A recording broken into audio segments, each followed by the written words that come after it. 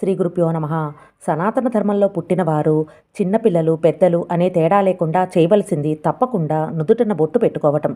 బొట్టు లేని నుదురు శ్మశానంతో సమానమని చెప్తారు పెద్దలు. బొట్టు అనేది మన సంప్రదాయానికి నిదర్శనం. పుట్టిన శిశువుకి 11వ రోజు నుంచే బొట్టు పెడతారు. అలాగే చనిపోయిన వారికి కూడా బొట్టు పెడతారు. కనుబొమ్మల మధ్య ఉండేది ఆజ్ఞాచక్రం. 72,000 నాడులకు అది నిలయం. అక్కడ తప్పకుండా ఏదో ఒక బొట్టు పెట్టుకుని తీరాలి. బొట్టు పెట్టుకున్న వారికి భక్తి భావన కలుగుతుంది. వారిని చూసిన వారికి కూడా ఒక పవిత్రమైన భావన కలుగుతుంది. కీడు చెయ్యాలన్నా చెయ్యలేరు. అలాంటి బొట్టుని చందనంతో గుండ్రంగా పెట్టుకుంటే పూర్ణత్వానికి చిహ్నం. విభూతి అయితే ఐశ్వర్యానికి ప్రతీక. నామం పెట్టుకుంటే అది మనం ఉన్న స్థితి నుంచి ఇంకా ఉన్నత స్థితికి చేరుకోమని చెప్తుంది. కుంకుమ అయితే సౌభాగ్యానికి గుర్తు. సింధూరం అయితే హనుమ ఆశీర్వాదంతో భక్తి భావన కలుగుతుంది. పునర్జన్మ సిద్ధాంతాన్ని నమ్మేవారు సనాతన ధర్మంలో ఉన్న ప్రతి ఒక్కరూ నుదుటిన బొట్టు పెట్టుకుని తీరాలి. శ్రీమాత్రే